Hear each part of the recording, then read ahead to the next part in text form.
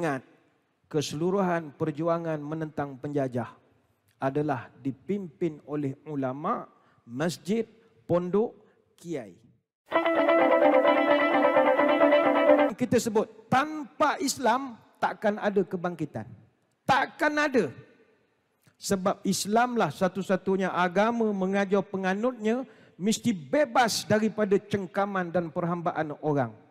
Sebab Islam agama yang menentang perhambaan. Itu sebab orang tua-tua kita bangkit menentang kemerdekaan. Mereka cipta perkataan merdeka. Mim, ra, dal, ya, kaf, alif. Mengikut Rasul dan yakin pada Allah. Merdeka. Tuan-tuan, kita selalu tengok cerita cowboy. Kenapa Red Indian tak wujud dah sekarang? Apa sebab? Kerana Red Indian tidak kenal jihad. Dulu orang-orang Red Indian di Amerika, masyarakat asli Amerika, dulu dia ada banyak suku. Kalau kita orang asli kat Malaysia ni baru ada 18 suku lebih kurang. Orang asli di Amerika berganda-ganda. 562 suku kaum di Navajo, Cherokee, Mohawk, Sioux. Itu yang besar-besar, dia ada yang kecil-kecil. Tapi bila penjajah datang, mereka dihapuskan secara total.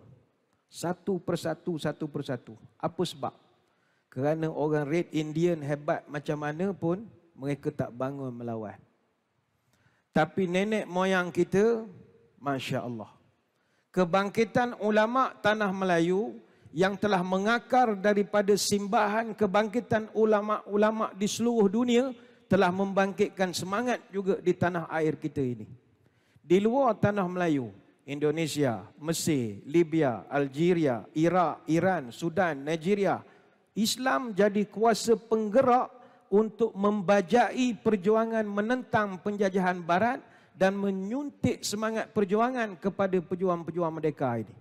Ulama' dan Islam. Syekh Abdul Qadir Al-Jazair di Algeria, dia meniupkan semangat jihad. Syekh Omar Mukhtar di Libya, dia meniupkan jihad. Syekh Osman Den Fodio di Nigeria, Hasan Al-Banna di Mesir, Syekh Amin Al-Husni di Palestin, Sultan Hasanuddin dan Imam Diponegoro, Perang Jawa 1825, itu di Indonesia.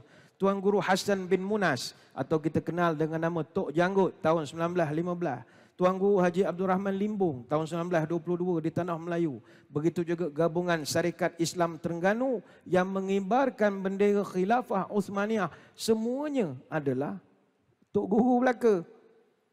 Ingat, keseluruhan perjuangan menentang penjajah adalah dipimpin oleh ulama, masjid, pondok, kiai. Dan jangan dipadamkan ini dari lipatan sejarah.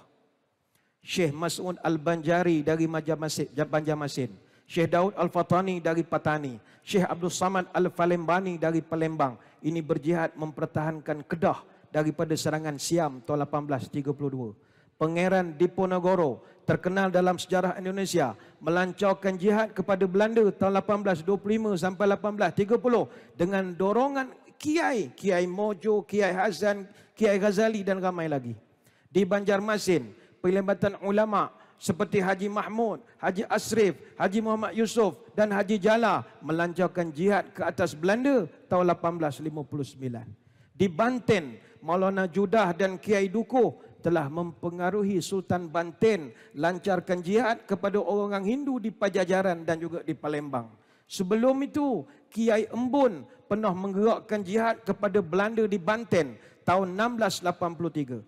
Begitu juga pemberontakan golongan petani ke atas Belanda di Cilegon pada 1888 digerakkan oleh Kiai Abdul Karim yang memimpin tarikat Qadariyah. Begitu juga pengikut tarikat Samaniyah melakukan jihad kepada Belanda di Palembang tahun 1811. Perang Padri, siapa yang pimpin? Imam Bonjol di Minangkabau. Gerakan Syekh Yusuf Tajuh Khalwati di Makassar, Wali Songo di Jawa, Tengku Cik Tiro di Aceh, di Kemboja. Jihad-jihad semua dipimpin oleh ulama, Khatib Sumat. Semuanya mereka berjuang menentang orang Vietnam. Gerakan Raja Sulu yang juga merupakan seorang ulama, Sultan Azimuddin, melancarkan jihad kepada Spanyol tahun 1760 untuk menyekat kristianisasi.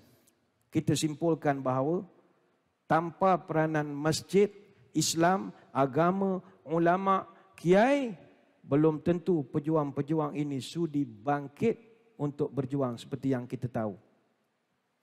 Tak pernah mereka tidur. Bermula pada tahun 1511 sampailah zaman komunis, mereka tidak pernah tidur. Sebagai kesimpulan,